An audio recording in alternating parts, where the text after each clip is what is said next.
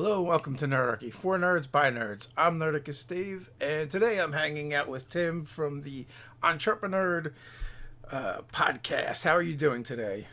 Hey, good. How are you? Excellent. And I just realized my camera's like all kinds of crooked from stuff we did yesterday. Like, what's going on here? The world is lopsided. That works. That does work. So, easy fix. How is your apocalypse going? It's going pretty well. I was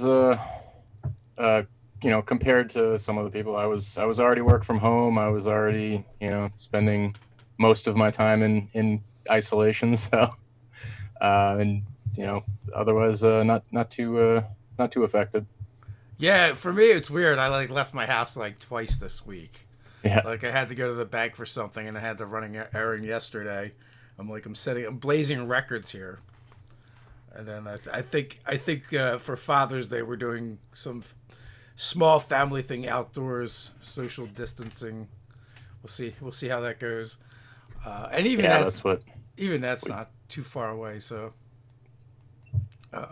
but yeah, like yourself, I work from home, and there's not a whole lot of other stuff going on, so it hasn't changed much for me. Just my family is here with me now most of the time. yeah. And so, for anyone who doesn't know what your podcast is all about, you want to give us the elevator pitch?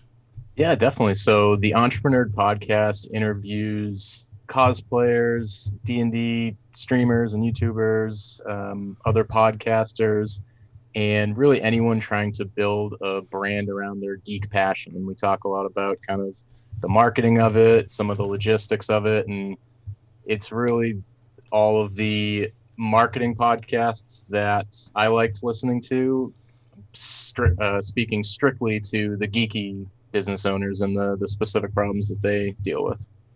And how long have you been doing that now?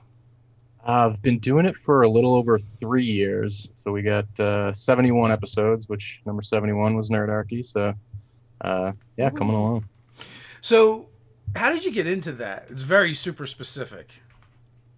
Yeah, it was kind of, I like I said, my podcast feed was half business podcast, like the Smart Passive Income podcast and the Writer Files, and then the other half was nerdy things like Tabletop Babble and Crit Academy. And I had always wanted to do a podcast, and kind of looking through that list for inspiration, I was like, oh, just combine them and get all this information from the geeks that I love listening to on the other end of things. Nice. So, I'll exclude Nerdarchy from it. We were recently on there, but who who's been like one of the more surprising guests, or one of the guests that maybe you didn't think you'd be able to get that you've gotten? I mean, other than all of them, I'm always amazed that anybody's willing to come on and talk. But go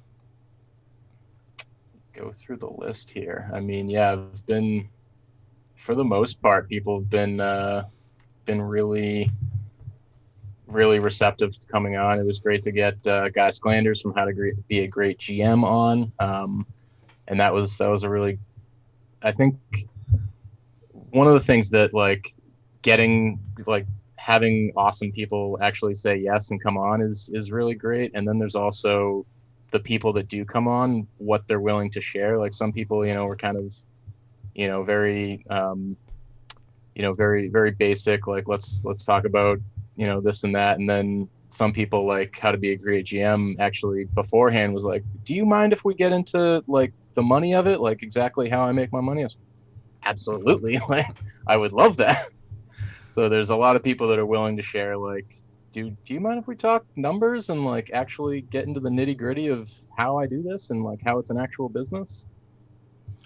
Yeah, I feel like there's probably a combination of people that are a little more guarded with that stuff, and then you have people that really, for lack of a better word, just don't know what they're doing. They're just doing it.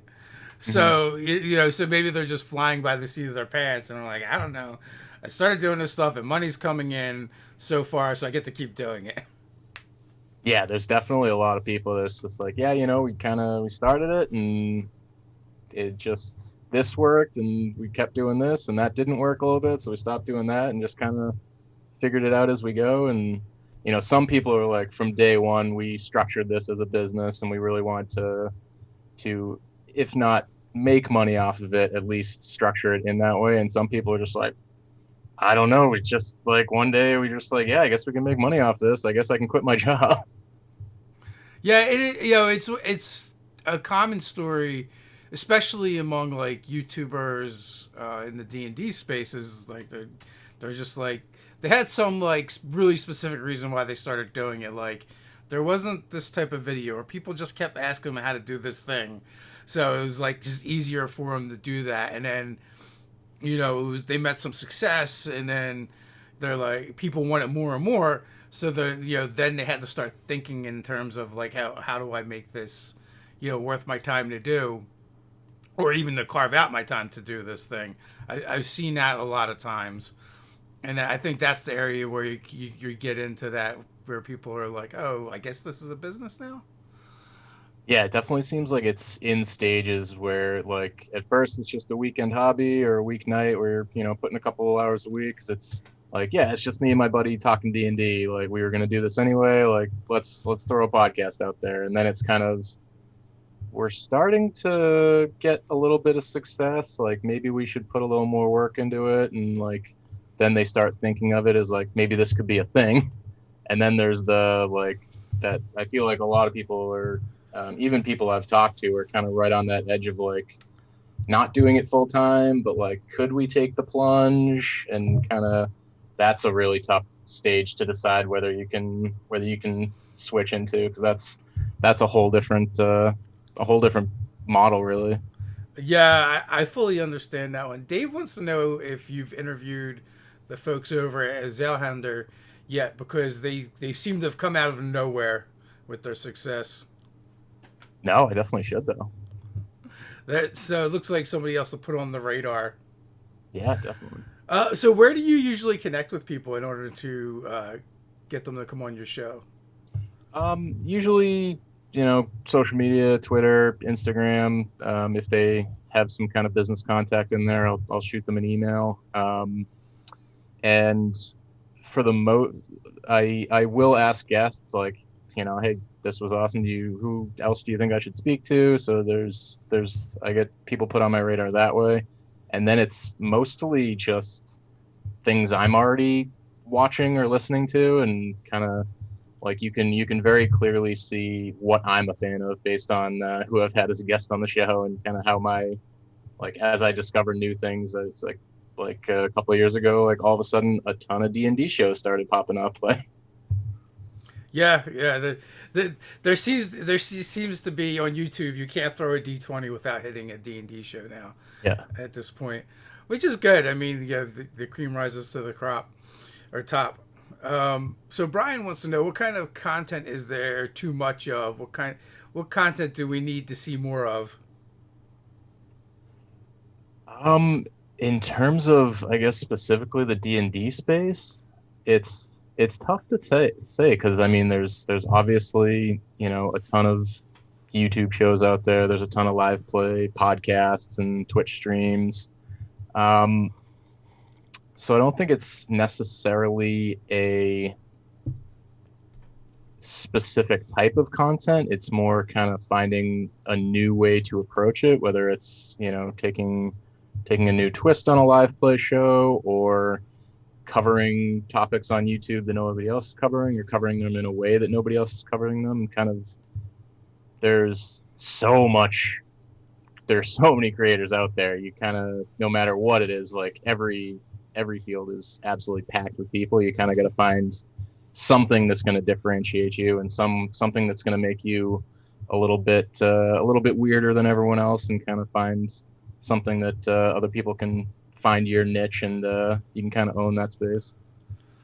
Yeah, that's definitely the thing. I mean, we've had creators ask us about doing certain pieces of content, or in conversation go, oh, we won't do that kind of content because so and so does that. And my response is usually, yeah, but generally people want to know your take on it, so I wouldn't worry about that so much. Yeah, I just listened to a video yesterday that like right at the start, he's like, yeah, and this other person actually covered this exact same topic a week ago. I'll link to it in the bottom. It's awesome, but here's my take.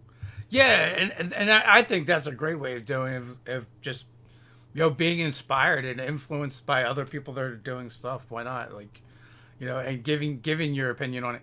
Like back in the day, we used to on YouTube we used to have video responses, and it was like something you could click, and then that went away, because like anything on on these platforms, someone figured out they could abuse it, and they did, and then people would just do them, and they just seem to have gone away. So occasionally we'll just do it anyway and throw them out there just because a piece of content and inspired us. So why not? So so who's your favorite cosplayer? Ooh, that is a good question. Hmm. Um, as a really great kind of overall cosplay brand, and the stuff that they put out is amazing, is Punish Props, Bill Duran, and they do, for a couple reasons I like his stuff, is it's amazing. And when I was first starting out cosplaying, it was kind of one of those YouTube channels that really helped me with the different techniques he uses, and he's since moved to like some pretty advanced techniques, and still comes back to the old things. But he was actually also one of the inspirations for my podcast, because he puts out some videos like what it actually means to start a cosplay business, and like let's talk the monetary part of it. And like if you think it's like, if you want to spend all your time cosplaying, and this kind of applies to anything, but he's like, if you want to cosplay full time, it's like this piece of the pie is going to be for your invoicing, this piece of your pie is going to be for editing your YouTube videos, and he's like, and this is like, so you're going to end up spending 30% of your time cosplaying, and like this is how you make. So it's understanding the business side of cosplay and anything like that is I think it's really interesting stuff. So we were in the process of putting together a convention when the pandemic, kind of pushed that off. So Ginny D was one of our ambassadors. So I'm fond of her cosplay stuff, and also it's very like D&D centric. And then also Night Mage is really good. He was probably one of the early cosplayers that I started following. And then also, like you have your Ivy Doom Kitties, which are awesome. So what are some of the other cosplayers you've had on? Yeah, and I listened to Jenny D coming on this live chat, and that was a great one. That definitely kind of I've never done a D&D cosplay before, so that kind of made me want to give that a shot, and maybe try to do one of my characters. Plus, you can't get that one wrong, right? Yeah, exactly. It's like, well, this is how I think it looks. So, some other great cosplayers I've had on are Zombie, who does some amazing like armor builds and some really colorful stuff.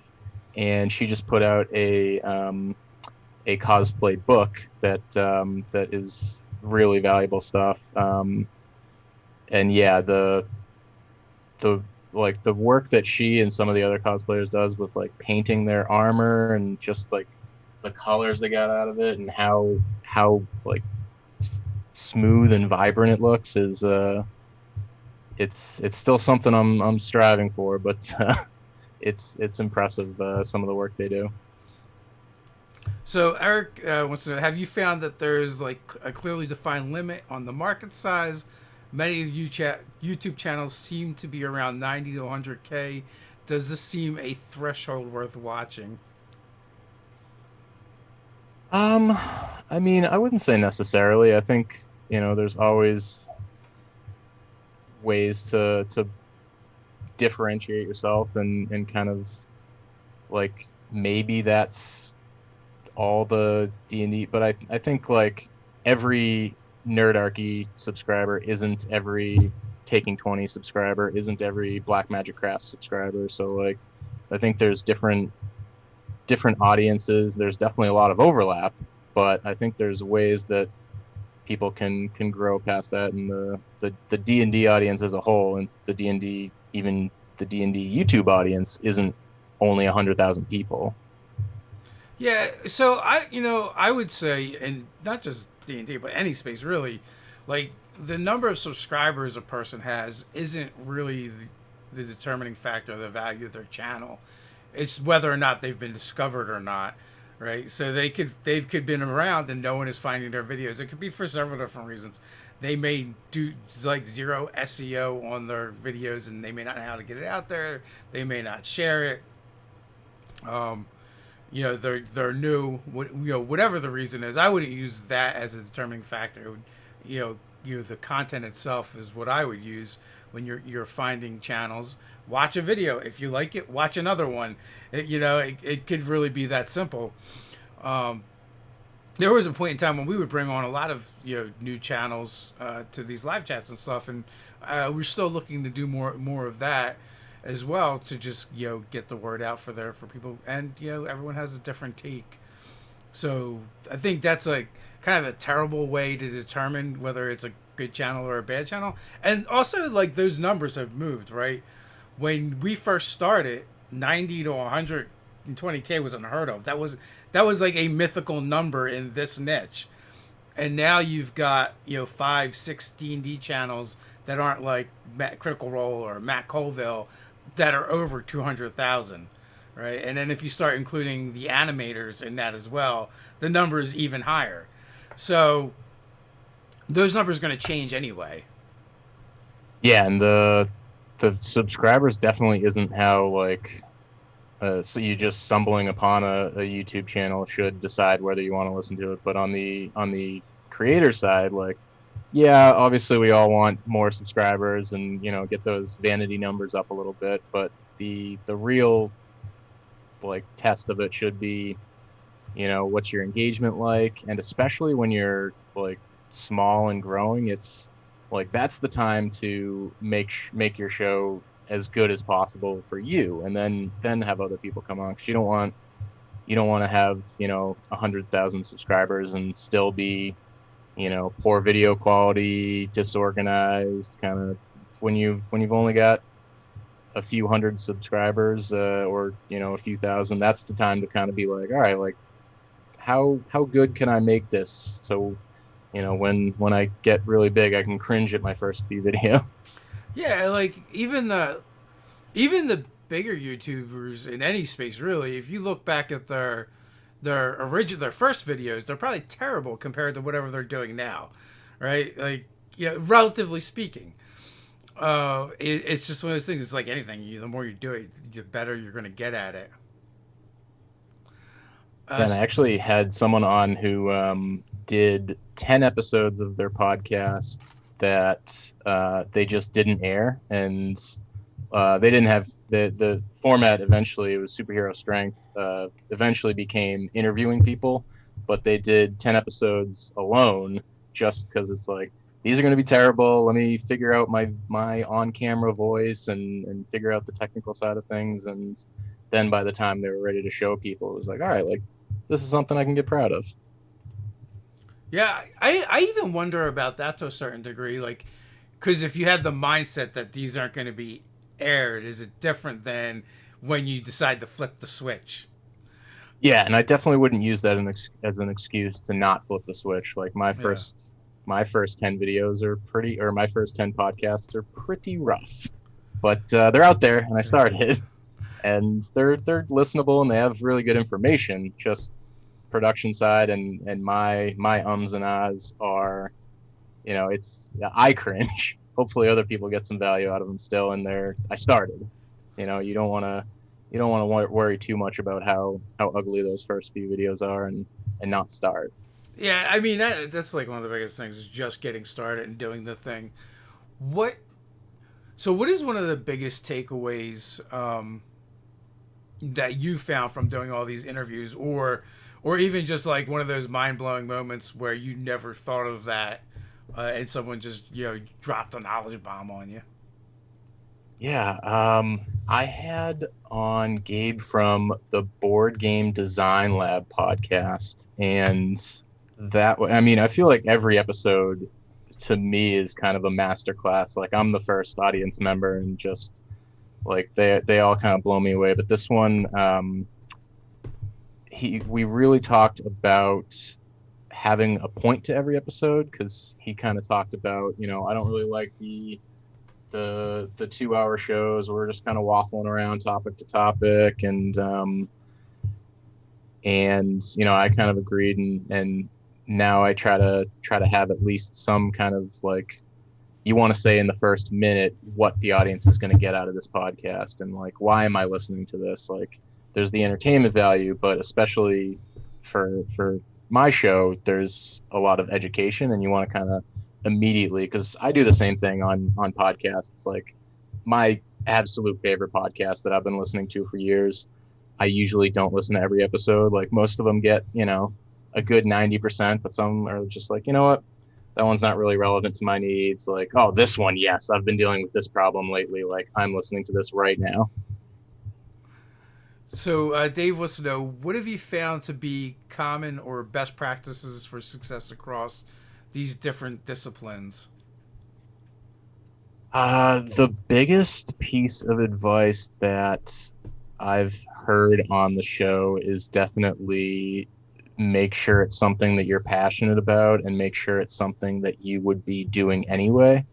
And the biggest reason for that, other than, it's like you're going to be doing this ideally for years, so hopefully you're having fun doing it, is because there's going to be a long time where nobody's watching, and you've kind of got to be okay with that and still be able to power through and not be like, well, I did it for like a year and I didn't get the audience I was looking for. Like it kind of takes that 2-3 year mark to really start to really hit your stride. And if you're not loving it and you're only doing it to get it to something, then you're not going to make it to that point. And that kind of that passion helps you through the tough times in the early days.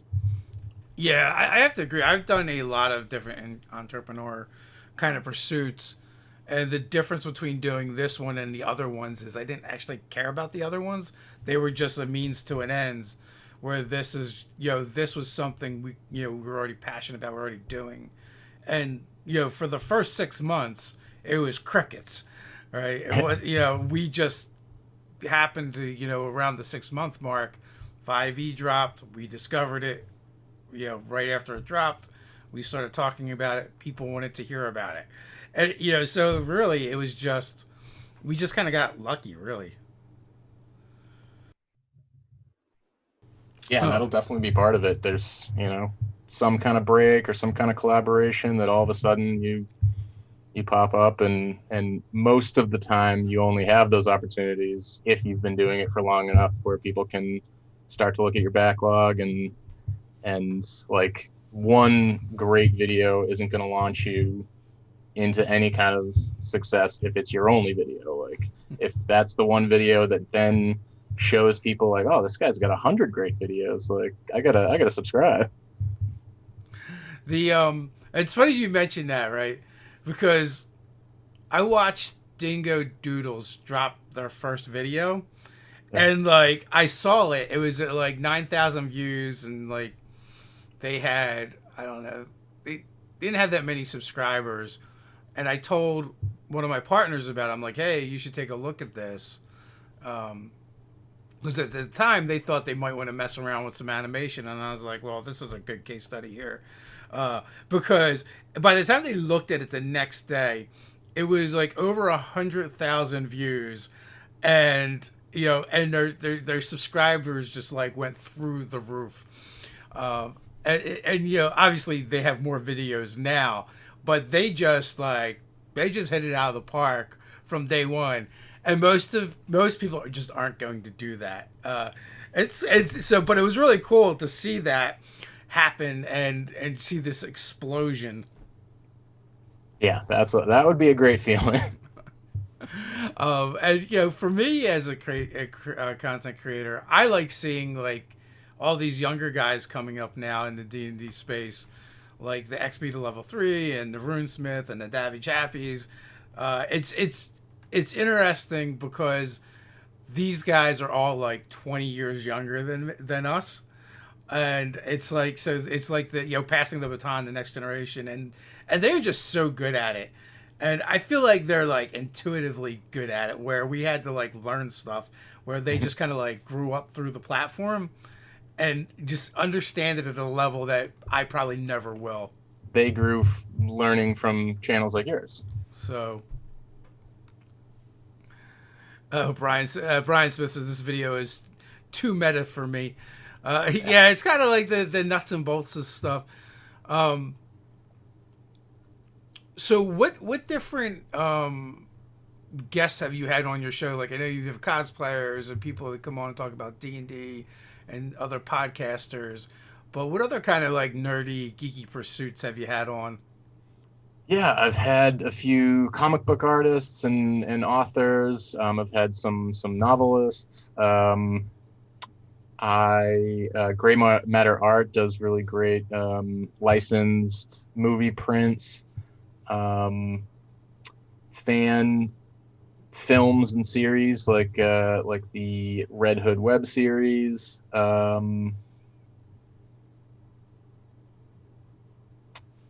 Clothing distributors like Hero Within and Modern Geek Boutique.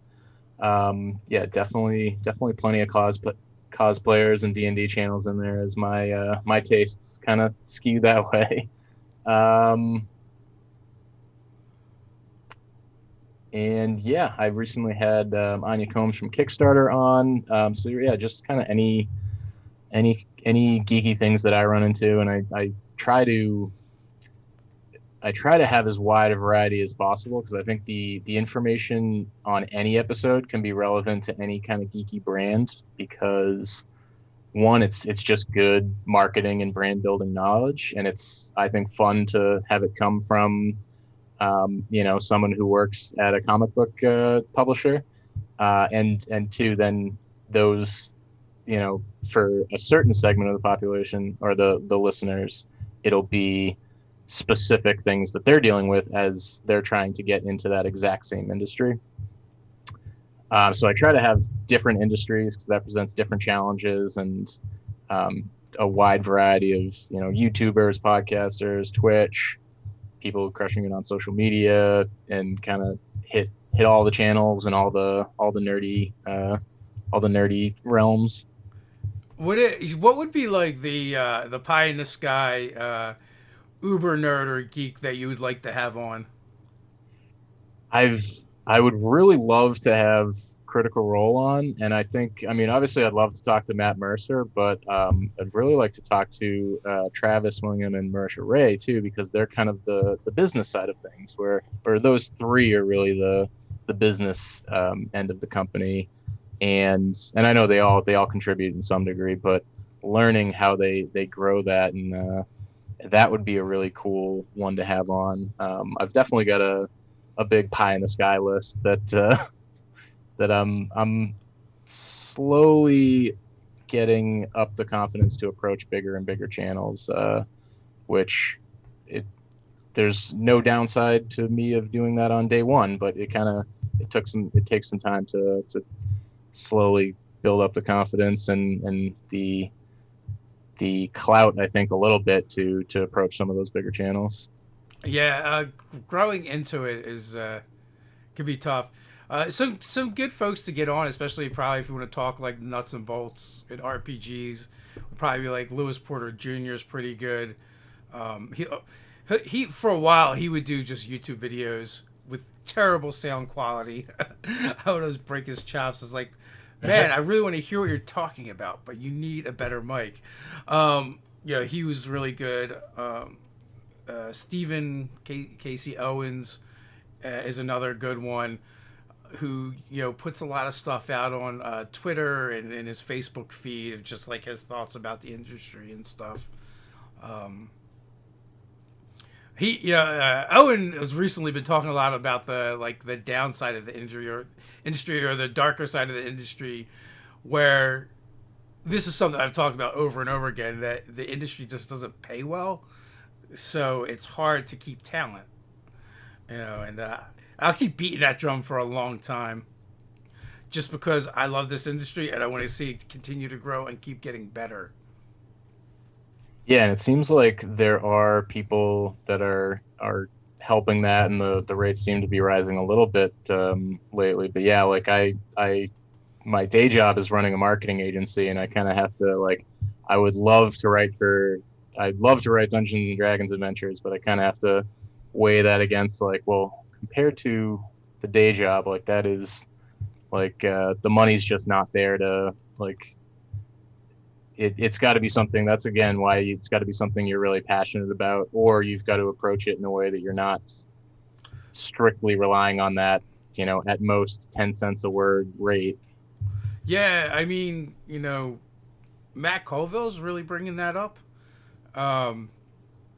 with his company, but like that's just one company, and right now like the top of the tier is Wizards of the Coast. And I've heard from many sources they pay about 10 cents a word. So right now, like that's kind of the top of the food chain. I've heard Matt Colville pays significantly more than that. Monty Cook Games, I don't know what they pay, but I know they have a really good company culture. So it's getting better, but it's got a long way to go. And it starts with the consumer, really. It starts with the fans, and sometimes, unfortunately, I feel like we have a lot of cheap consumers in this niche, which contributes to the problem.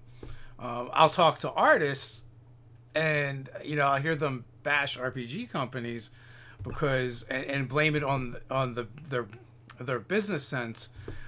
But from the other side, from someone who's had to pay for art, I'm like, if I pay $200 for this piece of art and I'm only selling digital products, and you have a base that wants everything to be pay what you want, or isn't willing really to pay premiums, you have to sell a lot of those PDFs in order to even make back one piece of art, let alone multiple pieces of art.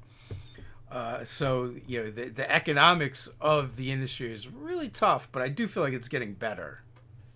I think that's another decision people have to make if they're looking to make money doing something nerdy, is kind of, you can go the freelance route, and that means you're probably spending a much higher percent of your time actually writing adventures or doing art or whatever it might be. Or you can kind of go the Sly Flourish route or the Matt Colville route, where they're making more than 10 cents a word because they're spending more of their time building a brand and dealing with the publishing of it and dealing with all those non-nerdy things. So they're making more of a living doing something nerdy.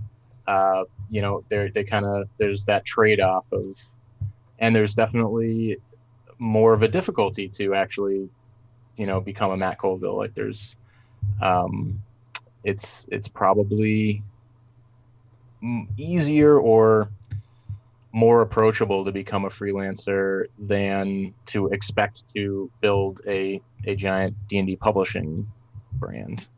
Yeah, and I mean, really, that brand is an anomaly in itself. That's not a typical business model. And also, a lot of years kind of went into that. So it's, while a lot of years making much less than 10 cents a word, I'm sure. Yeah, well, he did it as a hobby, right? It was fun for him to shoot videos and put them on, and he developed an audience that way. I mean, he had been in the RPG industry, but probably like 20 years ago. And he left to video games because they pay better. I can only assume that's why he left. And then he came back when he could do a $2 million Kickstarter, so that... those are kind of the factors that would be very, very difficult to recreate. So Eric, 2 parts for a question. Can you list off a few places the podcast can be found? I can tell you in the pinned comment there is always links to whoever the guest is, and that would be one place to start.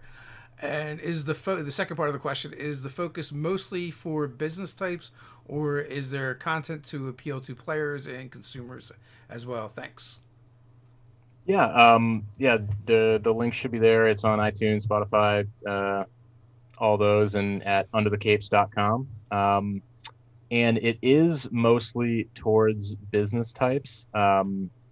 As I think if you're a player or a listener of Nerdarchy or some of the D&D shows, you might enjoy getting a look behind the curtain a little bit and seeing how they do it. But it is definitely geared towards people looking to create a brand around something like this. And yeah, I think that's kind of the niche that I've found, that I hope there are other people out there that enjoy that kind of stuff. Well, in this niche, it's changed a lot since when we started. But when we did start, there was a large portion of the community and creators that were doing stuff on this platform specifically, and they were very anti-business. They were very anti-making money, off of your hobby. Like, you should just do it because you love it. And so when we started, we were casual and polite with that community, but we didn't really engage it. We didn't see a point. It actually seemed to be the antithesis of what we wanted to do. So we just built our own community. That's gotten a lot better, and people are more understanding. But for the longest time, people want the best quality content, and they still, to a certain extent, they don't want to pay for it, right? Like, they're like, well, why isn't your sound better? Why isn't your video better? Well, because these things cost thousands of dollars, so that's why. But we do. Can I direct you to this Patreon over here, then, where we can help make this happen? And that's something always we're always gonna have to deal with these kind of these freemium type services that we offer, whether it's a podcast, it's a YouTube video, or blog posts. It's really odd how the consumers are like, they want this to all be professional level, yet they fail to understand at the same time, to produce anything of a professional level or quality requires resources. Yeah, and I think it's definitely split, where like some people are always gonna be like, oh, that channel's a sellout, or like that they see one ad and they're gone. But I think a lot of creators that share those, like, here's exactly how much money I make off of YouTube, here's my journey to publishing this book, and actually put out content that goes behind the curtain, I think a lot of them are surprised to find those are really successful videos.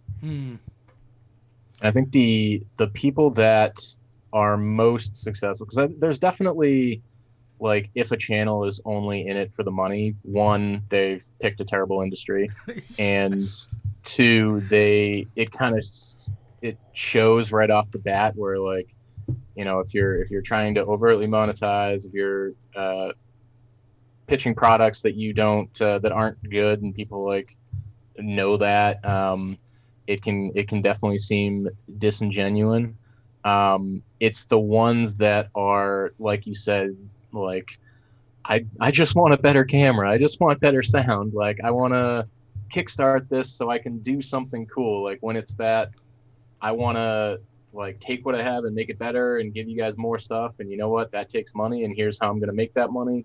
I think that's when people are actually, like, see success, and people are a little more accepting of monetizing. The other component to that too, that has to kind of be spoken to, is the fact that it's not just that too, but the creator has to be able to sustain and survive as well. Otherwise, even if you're getting money to have better, more resources to create better content, well, that doesn't get you time, right? And that's one of the most important things. Or it doesn't get you kind of, the freedom of not being stressed out all the time because you're working a full-time job and then you're doing maybe something like this on top of it. So those are things that go into it as well. And you know, like when people do Kickstarters, one of the things that they should be factoring in is like, you know, are they going to be able to pay themselves while they're working on this project to bring it to life? Because, you know, people still need to eat. Aaron Yeah, has a question.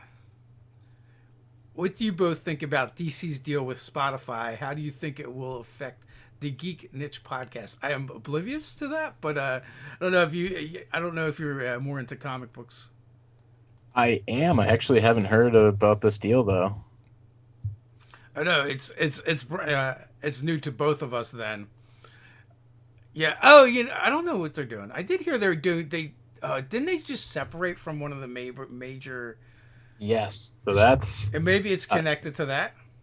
yeah. I don't know how Spotify would factor into that, but yeah, they parted with Diamond, I want to say. But I know Marvel made a deal with I think it might have been Spotify to do some like Marvel branded podcast content, like some kind of audio dramas. So if that's something they're doing, that would be cool.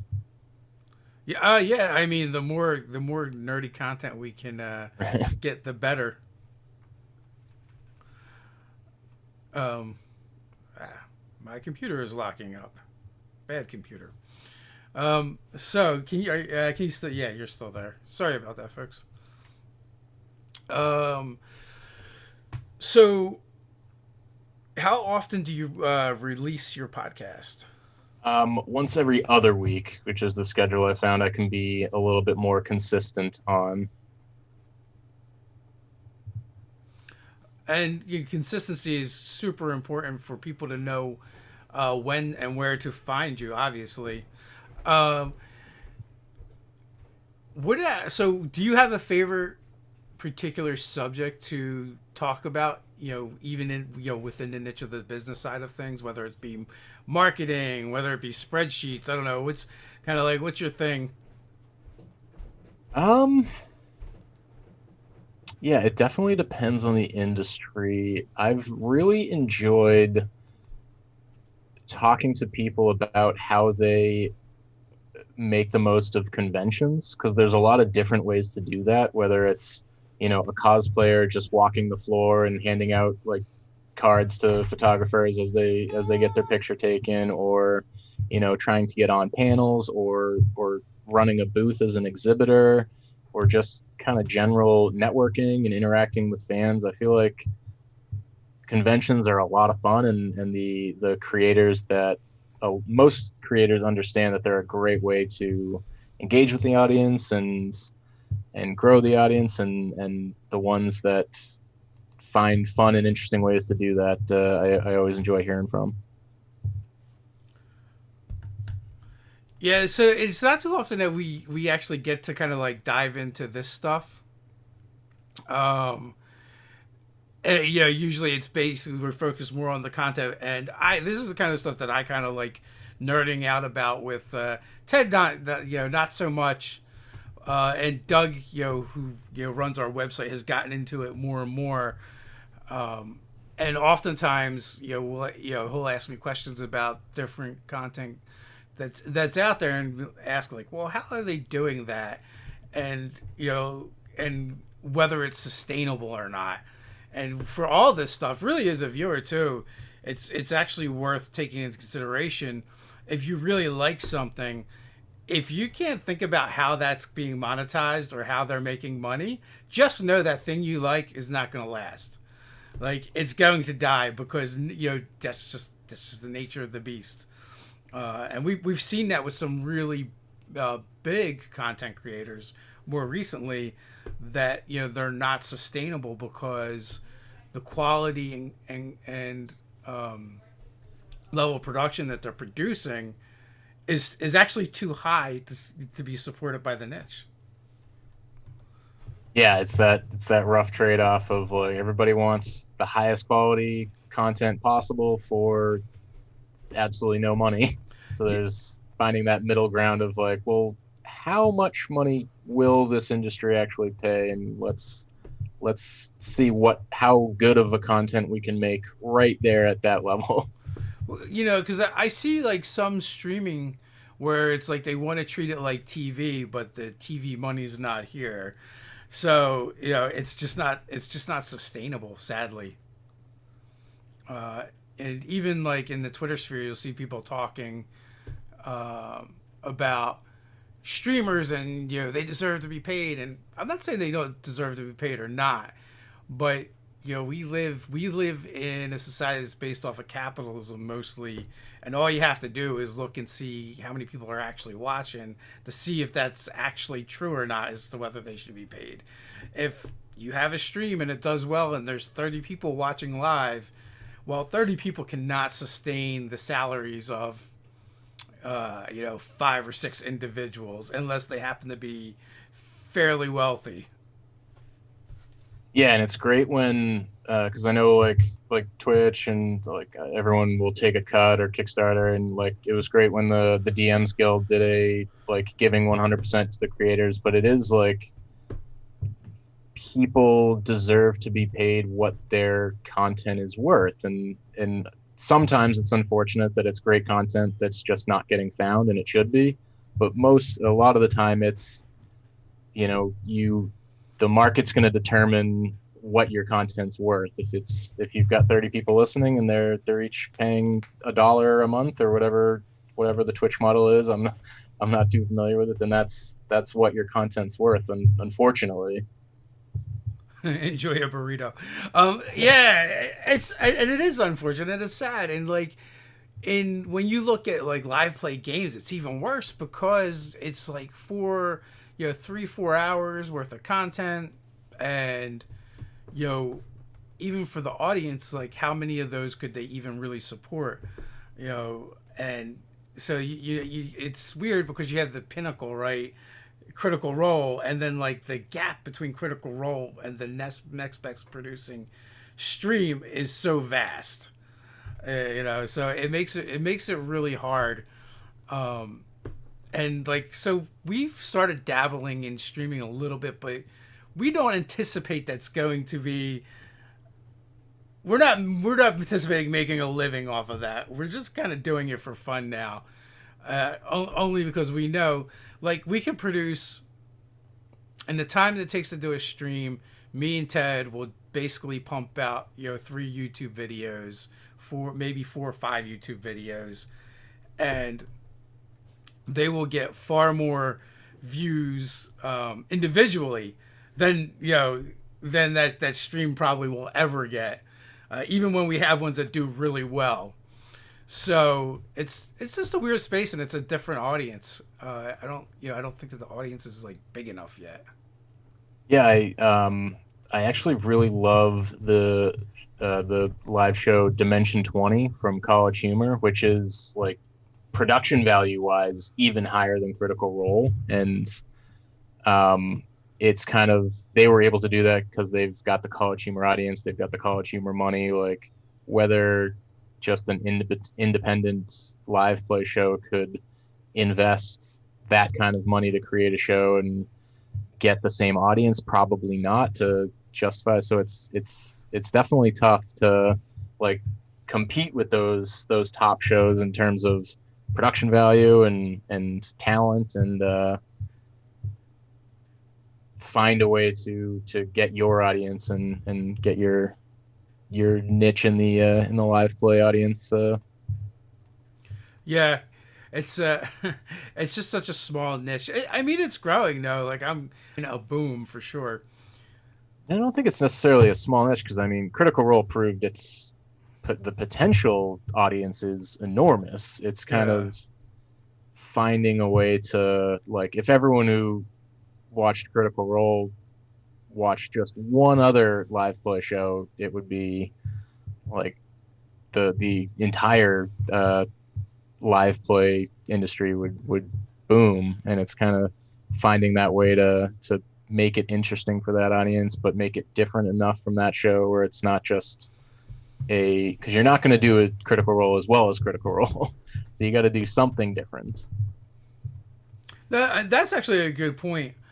But I still feel like, compared to like comic books or video games, like it's still a super small number, still yeah, like a fraction. So Brian wants to know, after talking to various people working in the industry, are there any underrepresented content creators you would like to highlight? Any voices you would like to continue to amplify? And I would open up to anybody you've talked to, not just like specifically gaming. Yeah, definitely. And I think I would invite anyone to kind of peruse through the guest list that I've had, because I think there's a lot of people there that are underrepresented. I really like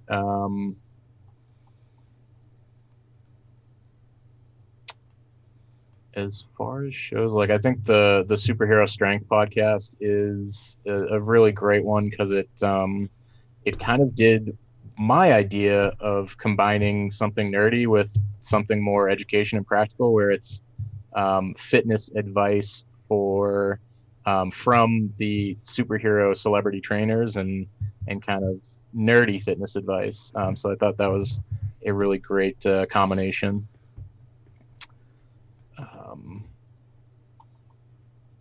Yeah, Crit Academy is a fantastic D&D podcast that goes over advice for players and GMs, and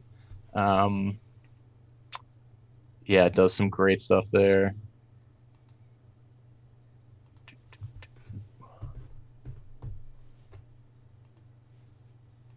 I think the Hall H Show podcast is a really great one. They do they're actually the perfect answer to your question, because they interview indie comics creators and kind of the underrepresented creators in the comic book and that kind of geek community, and really highlight the independent creators in the geek industry. Oh, nice. So they're doing the Lord's work and getting the word Exactly. out. Perfect. So what can people expect from you in the future? Who do you have coming on in the future that you might want to talk about? Well, I think really trying to find other niches and other strategies that I haven't really covered. I haven't really had anyone, any major Twitch streamers on. I'd like to have a lot more D&D shows on. And yeah, hopefully just trying to find different strategies, whether it's a different channel that I haven't covered too much, or covering more, like going even deeper into the business side of things. Like I've had some, like aside from like the streamers and the podcasters and all that, I've had like some like Boxes in Action or Global Comics that are like businesses kind of supporting the community behind the scenes a little bit more, and presenting those as options to people. Another thing that I've been thinking about doing is the show. Primarily, the Entreprenerd Podcast focuses on people that want to be entrepreneurs and run their own business. But I've just through, kind of, all right, this person's cool. Like I want to hear what they have to say, have them on. I've had employees of companies on the show, and I think doing maybe like a whole episode exploring like you can do something in your nerdy passion that doesn't make you a business owner. You can be, work at a game studio, work, as a freelance writer for a publisher, and look at some of those other options for making money doing something you love. Yeah, absolutely. All of that is great. You might want to check out Monty Cook Games. They have an interesting business model. So like they do, like their thing seems to be 3-4 Kickstarters a year. Each one roughly does $250,000, and like when they started doing that, and I kind of started paying attention, I was like, oh, you're not really funding that project that's on the Kickstarter right now. You're funding their business forward. There's chances are that project is actually done, and what you're doing is you're funding the next one, which is kind of cool as a business model, because they're able to kind of, we had talked to Monty, and he, was talking about trying to basically bring back that 80s style bullpen. And I think he's kind of done it to a certain degree on a smaller scale. And that's the model that kind of got them there. And I've heard Shannon Jermaine talk about it on other shows as well. So they're always fun and interesting to talk to. And like one of my nerd out moments was when Sean K. Reynolds handed off Monty Cook to us to do an interview with and have on the show. Which, I mean, having come up through all the editions and having played in third edition for a long time, those two names were household names for us, even when we didn't really pay as much attention to who the creators were. So that was fun for us. It was also disappointing and depressing as well, because a lot of the fans don't actually know who the creators are. A lot of times we found, like, we'll bring on someone like Monty Cook, and that video won't do nearly as well as if we just bring on like another personality or influencer. It makes us a little sad. I'm like, but this guy actually made the game that you like. So I'm looking forward to Nerdarchy the convention 2021. Get the fans a chance to interact with some of those creators a little bit more. Yeah, I mean, hopefully we'll be able to definitely get more of those in there. That's the plan. Especially we'd love to see, as much as we like D&D, we'd love to see some of those creators from other games as well there, and exposing the audiences to different things that aren't D&D, which would be really cool. So we are coming up on the hour mark. Any final thoughts before we head out? Yeah, I think if you're thinking about launching a geek brand, or you kind of have one and you're trying to figure out ways to grow it, I would just say, if you haven't started, start and get something out there. And if you're looking for ways to grow something that you already have, try some new stuff. Like, it's kind of the same as don't be afraid to start. Don't be afraid to try YouTube. Don't be afraid to try a different channel or a different technique, or, try a crazy video that you've never tried to tackle this topic before, or reach out to a collaborator that you think would be really fun. I think the best successes that I've seen a lot of geek brands have is when they step out of their comfort zone and try something new, and kind of step out on the ledge a little bit and do something that they think is going to be fun. Might not work. Hopefully it will. And a quarter of the time it works out great. With that, until next time, everyone, stay nerdy. Stay nerdy.